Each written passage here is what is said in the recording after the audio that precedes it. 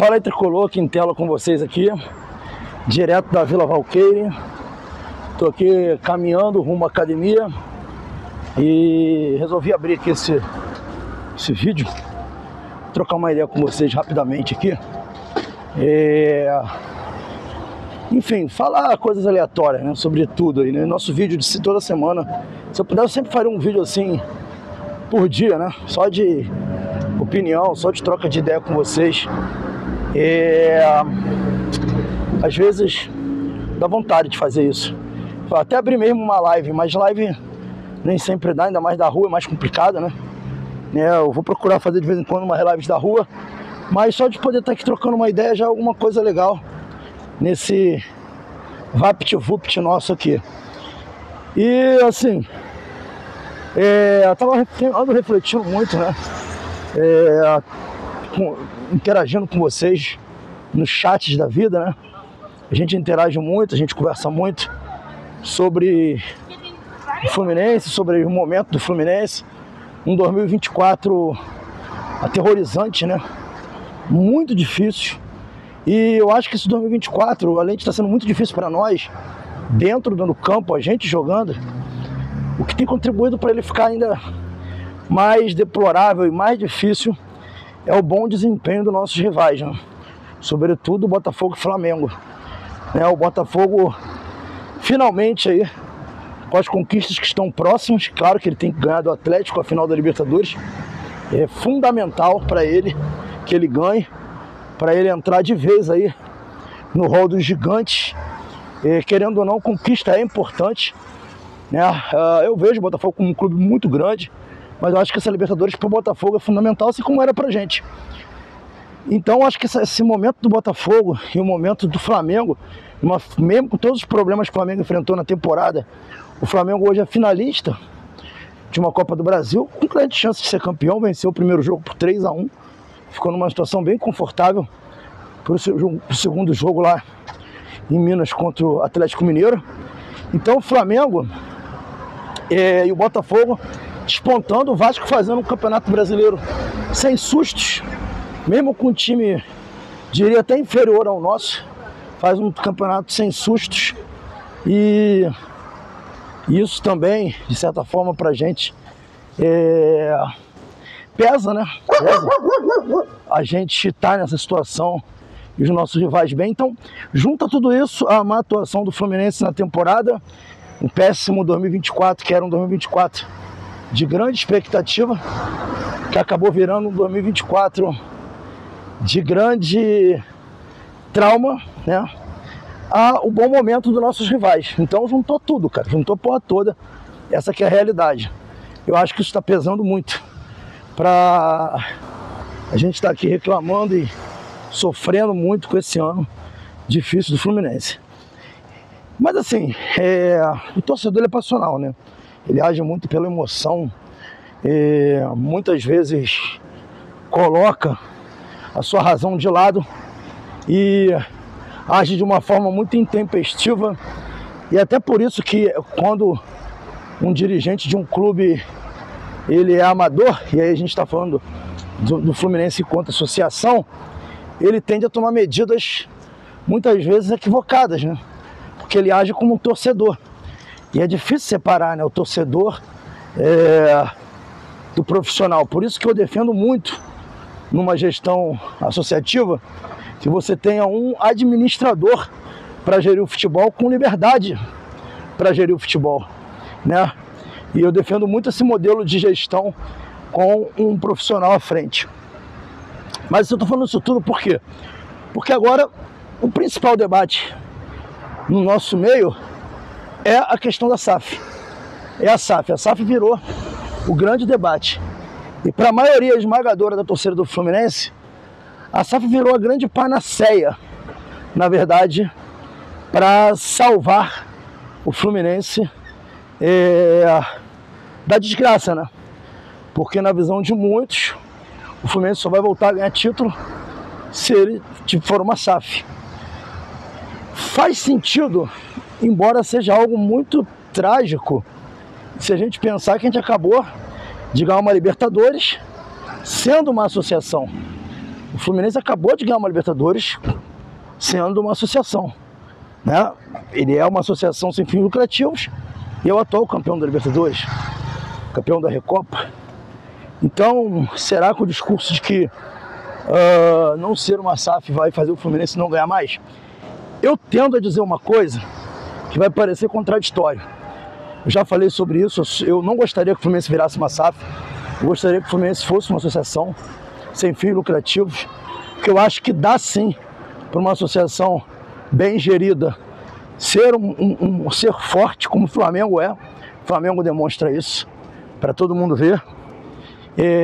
Mas para isso tem que ter pessoas que realmente colocam o clube à frente de tudo e fica dependendo muito dessas pessoas, que na maioria das vezes são torcedores apaixonados que não são profissionais, né? Enfim, além do que tem também a questão da corrupção e por aí vai.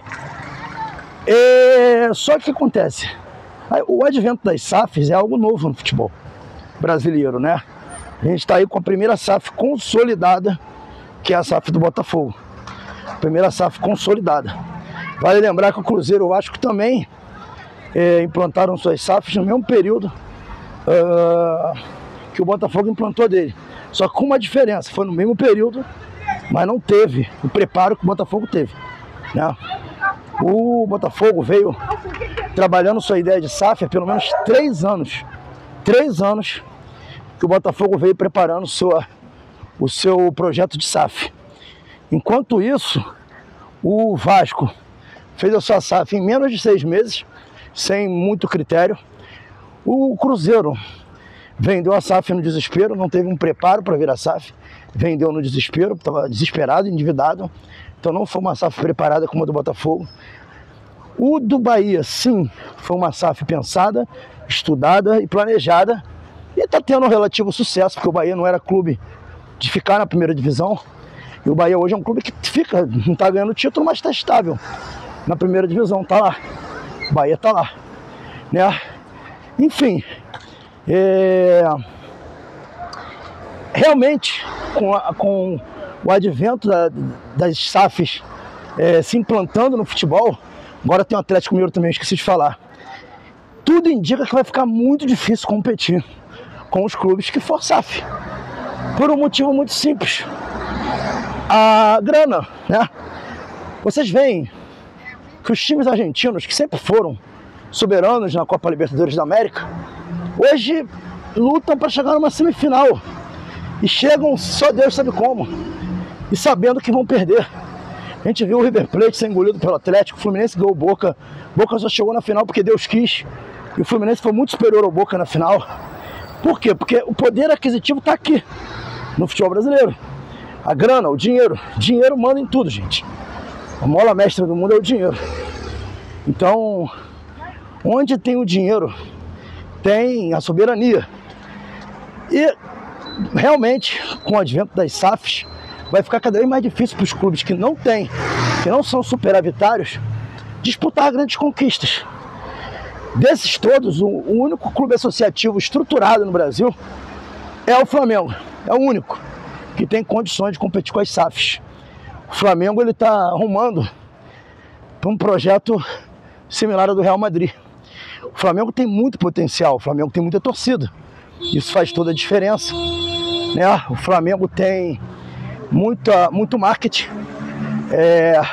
midiático. Isso também ajuda muito. Aí você se pergunta, mas que então não daria para o Fluminense estar melhor, mesmo sendo uma associação? Daria. De fato daria. Se o Fluminense fizesse o beabá que o Flamengo fez, o Fluminense seria um clube mais forte. Porque, embora ele não tivesse o poder aquisitivo de um Botafogo, ele não ficaria tão atrás assim. Mas aí você dependeria de muitos fatores, né? E o principal fator que a gente dependeria é o fator humano, a honestidade do ser humano. E aí cai naquilo que a gente falou anteriormente. Uma SAF, o dono da SAF, o cara não vai querer perder dinheiro. Ele não vai querer jogar dinheiro no lixo, né? Ele vai querer ganhar dinheiro. O que vai depender dessa SAF, vai ganhar alguma coisa, não é o modelo de negócio. E para isso um contrato tem que ser bem fechado, né? Eu volto a falar, eu preferia que o Fluminense mantivesse como uma associação e se estruturasse de dentro para fora. Mas do jeito que está a situação, arrumando a situação, eu sei que no final das contas a gente vai ter que ceder. Mas se for para isso acontecer, uma coisa eu acho fundamental: o Fluminense ele tem que ter o controle operacional da SAF dele. Eu não sou, como já falei, tendente a uma SAF, mas se for para ter uma SAF, a minha luta vai ser para que o controle operacional dessa SAF seja exercido pelo Fluminense, tá? E volto a falar, a SAF não é uma garantia de conquistas de título, não é uma garantia, tá? Até porque se começar um campeonato com 20 SAFs, 4 vão cair e nem todas vão ser campeões. O que leva a crer que o Fluminense seria uma SAF muito forte é o seu poder de xerém, que já faz da gente um clube vitorioso, né? As conquistas que a gente teve nos últimos anos se deveu ao xerém, tão somente xerém.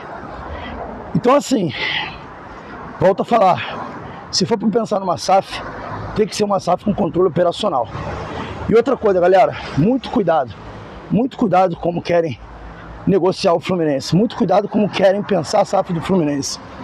Eu vou estar aqui vigilante, pretendo fazer lives nesse período aí de sem futebol.